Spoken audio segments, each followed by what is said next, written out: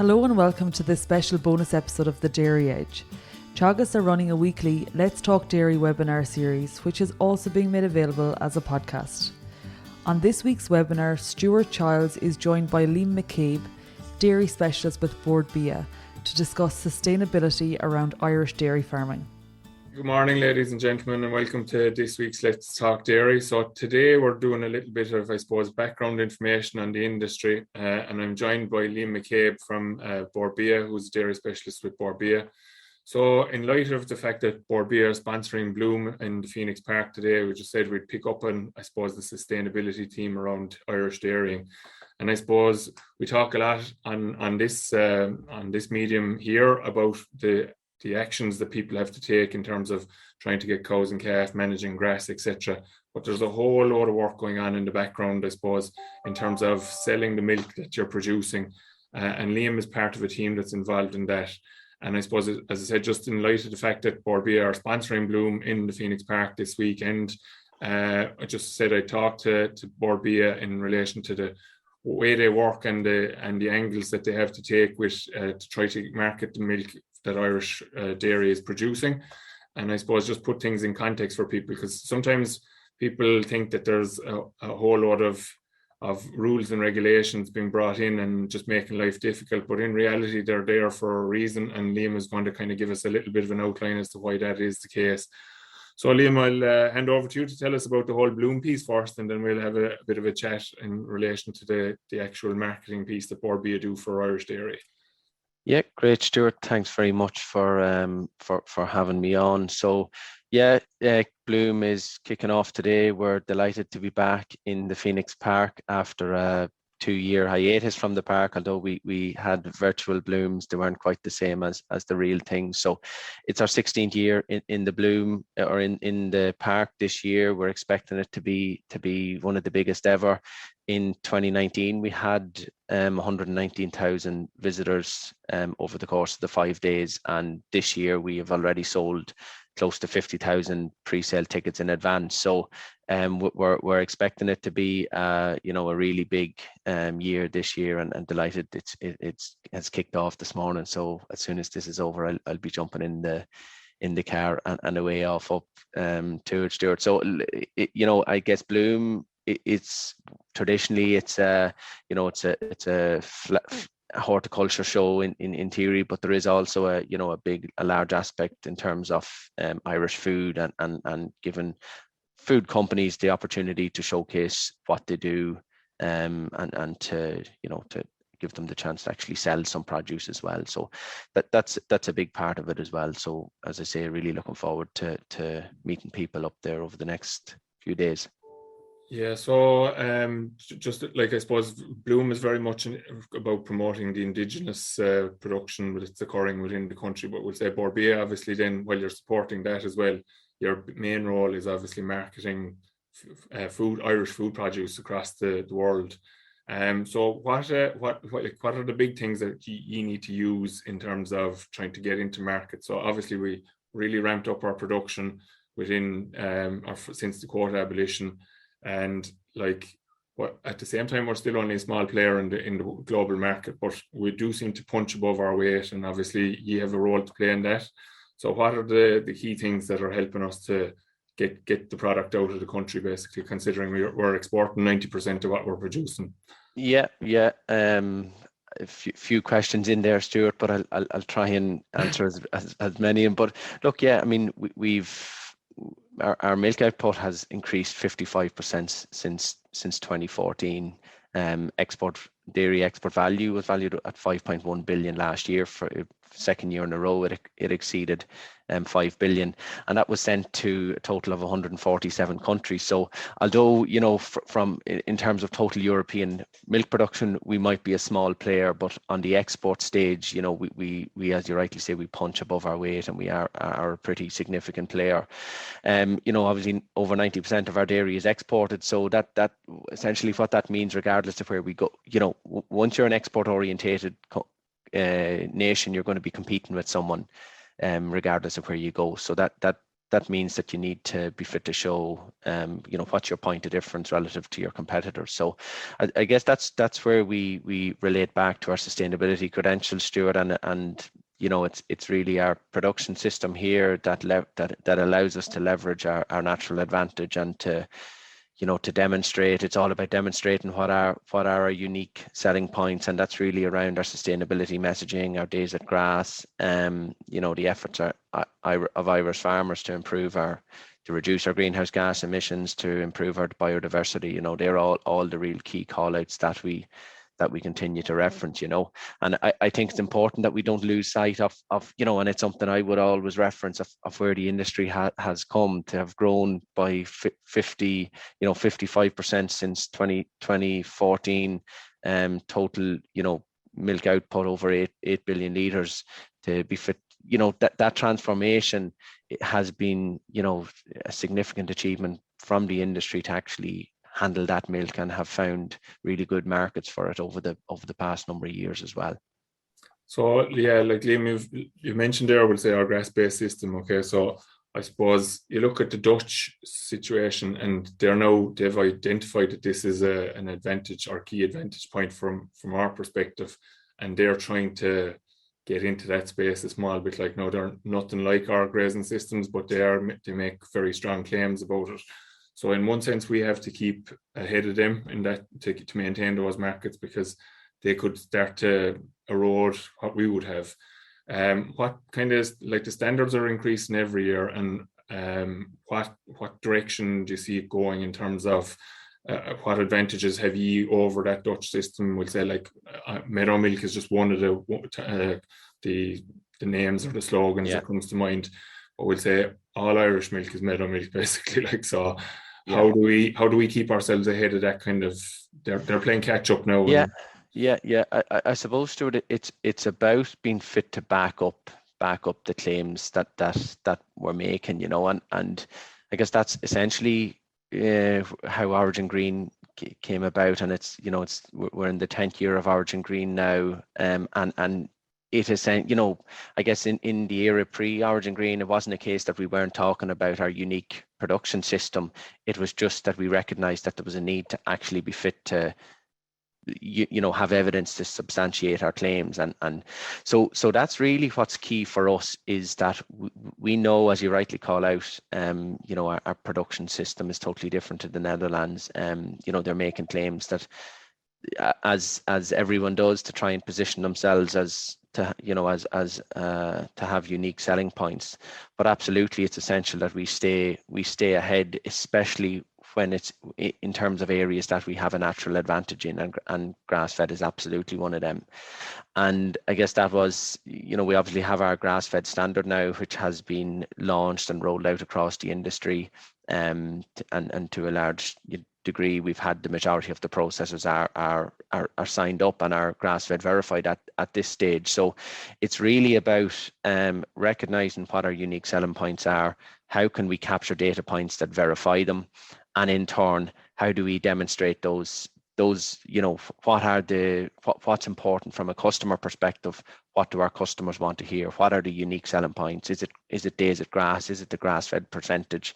And to actually harvest those key data points and to turn them into something in the marketplace that we can actually talk about.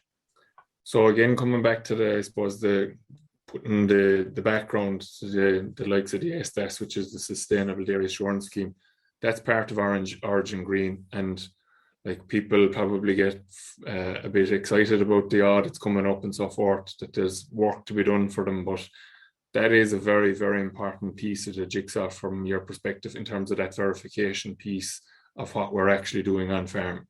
And you can use that then, because Origin Green is the only kind of scheme in the world, basically, that can verify itself to the extent that we can do it here. But we'll say, what would you say to people who'd be kind of drawing their eyes to heaven when we'd be talking about SDAS, maybe? Like, yeah. I mean, look at the farm sustainability programs, which is, basically from a livestock perspective, we're talking about the SDAS from a dairy point of view, and the SBLAS, the Sustainable Beef, Lamb beef and lamb assurance scheme. So they really are the cornerstone of Origin Green, Stuart. I guess what Origin Green is, it's an all-encompassing sustainability program right through the supply chain, from farm level producers being part of the SDAS to manufacturers having their own Origin Green sustainability plans and outlining targets as to how they're going to meet them. So it's the only standard at a national level, of its kind in the world. So I think it's really unique in that sense. SDAS has provided us with, the essentially the data points, the proof points that we can actually talk about in market. And not only that, Stuart, and it's an example that I have referenced in the past, and it's a processor would have mentioned it to me, a couple of them in fact, that in the past when they would have been introduced to new customers, and Asian customers in particular, did quite often have to go through quite a strict audit, rigorous audit process for them to be fit to actually, each individual customer may have their own audits that they would have to perform on new suppliers. But actually, the SDAS is that well recognized at this point that that's seen, once you've SDAS, you're almost over the line to an extent in terms of the quality and sustainability of the product. So it's really provided the industry with with those verifiable proof points. It's given the end customers and our consumers the reassurance that they're choosing the correct product when they're going with Irish dairy, and that's really what it's about, Stuart. And I suppose from a farm perspective, we have over 16,000 members of the SDAS today. That accounts for the vast majority, I'd say, close to 100% of Irish dairy farmers at this point. We fully appreciate the Irish farmers' commitment to the sustainable dairy assurance scheme, as do their processors. And we will consistently look for ways to simplify that audit process for farmers. Obviously, into the schemes were all developed knowing that there may be additions in terms of to meet whether it be market customer demands or obligations as part of the climate action plan. The schemes are developed so that they're flexible and there can be things added where necessary or taken away if necessary too. But I suppose what we are consistently trying to do is actually how can we simplify the audit process. And we've seen during COVID how we were fit to pivot to an online audit system. And I think a lot of farmers that engage with that process, which obviously it took, we were in periods of lockdown for over 2 years, so the vast majority of farmers would have went through a remote audit at some stage, and in general it was a positive experience for farmers. So there's certainly aspects of that we would like to incorporate into the future, and maybe to turn the focus of the audit more so on the actual on-farm the on-farm elements of the audit, such as animal welfare and the things that we know farmers take great pride and care in, and if there's elements of the paperwork, for instance, that we can maybe look at in advance of the on-farm piece, or to actually try and simplify that for farmers, we'll try and use every opportunity to do that. And you were making the point when we were talking about this yesterday that the concern that might be there about farmers' data and so forth, but it's probably important to point out that they will say releasing data in certain circumstances will obviously make people's life easier. So we're not saying that you're giving your data to everybody, but at the same time, the movement of data between some of the governmental agencies, will describe them as, will actually make people's life easier. So the likes of ICBF can feed stock data, stock numbers through TE for to do. The SDS will say to complete that. I suppose maybe long term, there's all this talk of the fertilizer register coming in next year. Maybe is there scope for to bring the likes of that into the SDS as well, where they're trying to pick up on fertilizer? I presume you'd be looking at all those kind of avenues, because people will be recording that information, or it'll be being recorded somewhere. So rather than having to replicate it, you'll be looking at all options. Absolutely, Stuart. It's something that we recognise is that it's a big frustration of farmers, is where they're being asked for the same data from multiple sources. So where we can streamline that, and I think an obvious one might, Pasture Base Ireland, for instance, where farmers are maybe recording recording when animals are housed and when they're let out again. So, you know, we certainly will try and simplify that process from a farmer's perspective, so as that we can take a bit of that burden off farmers, that we're not, you know, that they're not being asked for the same data from multiple sources. But you raised another important point there around the accuracy of that data, which is again extremely important, and that kind of feeds into the same thing as well, because, you know, farmers, as you say, can get frustrated when they're being asked for the same data on multiple occasions, and just, you know, whatever's off the top of their head can be put in. But it's really important that, you know, we've generated 80,000 carbon feedback reports for Irish dairy farmers at this stage. But, you know, the accuracy of that information is totally dependent on the accuracy of the data that's fed into them, you know. So the combination of data that generates a carbon feedback or carbon footprint, sorry, is obviously your the data that you fill out in your sustainability survey. We you know, your animal movement data we receive from the Department of Agriculture, and your milk output data we receive from your cooperative. So that allows us to generate a carbon footprint for each individual farm. But as I say, that's all dependent on the accuracy of the data that's going in in the first instance. And I suppose what we will also look to do, and it'll be in conjunction with yourselves, Stuart, in Teagasc, is to try and, you know, where we can, as new research comes on stream, how can we actually improve the accuracy of the model itself by incorporating new research. I know there would have been a revamp, you know, late last year, with some of your colleagues would have fed into some of the research that's going on in Teagasc, would have informed the carbon footprint model and would have allowed it to become more accurate. And that's again something that we will look to do into the future. And I suppose in the hope that those additions may be factored into the national inventories as well. Yeah, so basically what we're working on in Teagasc is to put Irish data together to support what is international kind of figures currently being used, and replace the international figures then with Irish data. So obviously, because of the system that we run, it can vary compared to maybe house systems in on the continent or whatever. So adjusting that data obviously helps us to improve. And I think, if I'm correct, probably for one of the processors that I would deal with here in the south anyway, I know that carbon footprint dropped by about 0.1 with the updates that came in. And a lot of that was driven by, I would say, just research around protected urea emissions factors and slurry and urine emission factors as well, that when they were changed, we actually found that we had a lower footprint. So that actually strengthens your case then, Liam, obviously going to the European markets or international markets as well. What else do they look for, or what else are they beginning to ask more and more about, the customers that you're talking to? Or I mean, look at it. It's, you know, to be straight up, it's the number one topic of conversation with them all, Stuart, is sustainability, you know.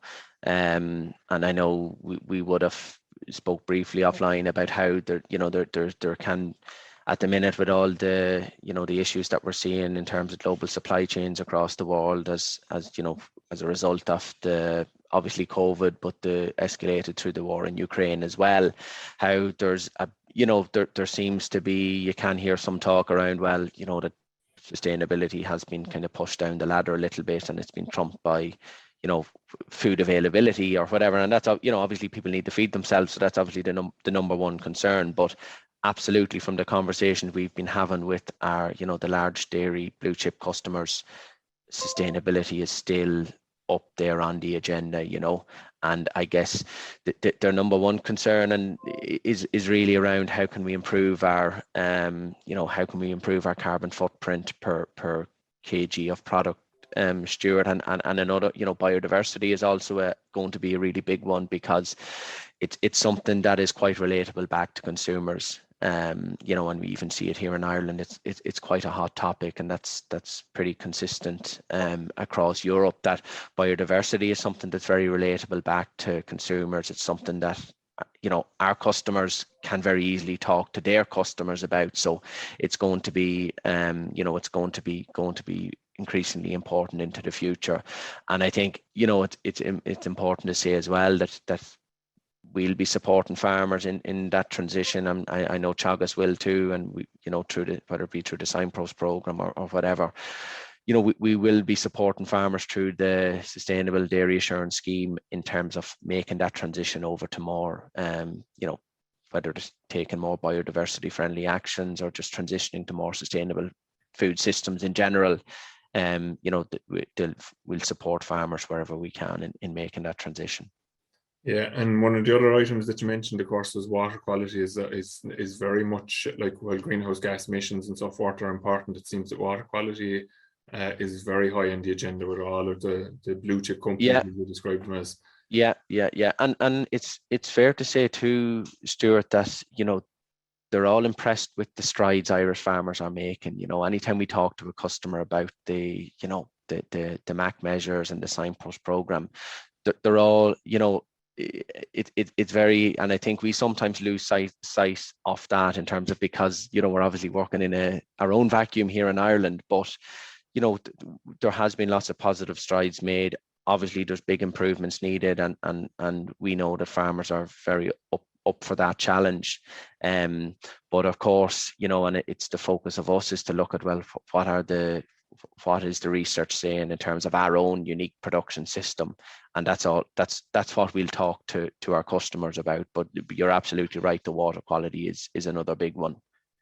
Okay, so I suppose just that MAC curve is something that they're really engaging with, from what you were saying as well yesterday. So we really should be trying to implement as much of that as possible, as quickly as possible, especially given the targets under the Food Vision reports and so forth, and the objectives, we'll say, the carbon budgets now that we have as well. There's some major savings need to be made, but there are actually some big steps that can be taken that will save a lot of that carbon very quickly, and we just need to implement them an awful lot quicker. So we'll probably come back to the MAC curve another day, I think. But I suppose one of the big steps there is the protected urea in particular for us. We can save nearly 1 million tonnes of our carbon if we implement that very, very quickly. So of kind of a 3 million target. So the MAC curve, well, it's been updated and revamped again now currently, but a lot of those are ticking the boxes for you from the point of view of what your suppliers are looking for in terms of that reduction in carbon footprint, really, is it? Yeah, absolutely, Stuart. It's about achieving that shared goal of trying to improve our carbon footprint and improve sustainability in general, And I think just to mention as well, a couple of new initiatives that we have recently launched in the last 12 months. We have launched our Farm Sustainability Learning Hub, which is essentially a place for farmers to go if they want to upskill on sustainability. We've had 2,000 farmers registered to date, and it's something we will be continuing. I suppose how it came about, Stuart, was that from any of the research we've done on farmers, we hear back that farmers are actually keen to learn and to understand how they can improve their sustainability and to learn more about sustainability in general. So there's a useful resource there, and I know the Teagasc advisors would be engaging with it as well. So that's a useful resources for farmers, that if they feel a bit at lost in terms of sustainability, that they have a place to go to understand the fundamentals. And that's basically, we'll say, available 24/7. So if people, anytime, rather than maybe they can't attend a meeting that we're doing or whatever on it, that information piece is there just to kind of give you the basic building blocks of what sustainability is about, and people can go through that. Yeah, it's open, Stuart, to all members of the beef, lamb, or dairy quality assurance scheme. So, and look at it, something we'll be pushing. We'll be rolling out in conjunction with yourselves and with the other Irish dairy processors over the next few months. But yeah, as you say, it's open to all farmers. They can log on if they have the herd number. They'll if they're not familiar with logging on to our farmers portal, or if they don't know their PIN, they can submit and look for a new one, and it'll be text on to their phone, and that'll give them access. Very good. So I think I better let you go, get in the car and head for Bloom. So thanks for coming on. I suppose, as I said, I just wanted to give people a bit of context. I suppose there's a lot of moving parts in the Irish dairy industry, and while the whole thing that is underpinned by the cows on the ground producing the milk, there's a lot of work has to go on in terms of moving that product out of the country. And as I said, you're involved quite significantly in that. and just to give people a flavour of it really was what I wanted to do today. So I hope people got some value from that today. Wish you well for the bank holiday weekend, and again wish people to a good safe bank holiday weekend as well, because still plenty of silage going on. That's done in the last week. Huge credit due to contractors for the amount of work that they've gotten through in the last couple of days, and hopefully everybody will have a nice bank holiday and be safe, and we'll be back again next week to talk about managing milk recording, we'll say, and how you're going to deal with problem cows at this stage of the year. So I look forward to talking to you next week, and thanks again, Liam, and take care everyone. That's all for this week's Let's Talk Dairy webinar series, and don't forget to look out for more bonus episodes each week. I'll be back with our usual Dairy Edge interview on Monday, so do listen in then. I'm Emma Louise Coffey, and thanks for listening.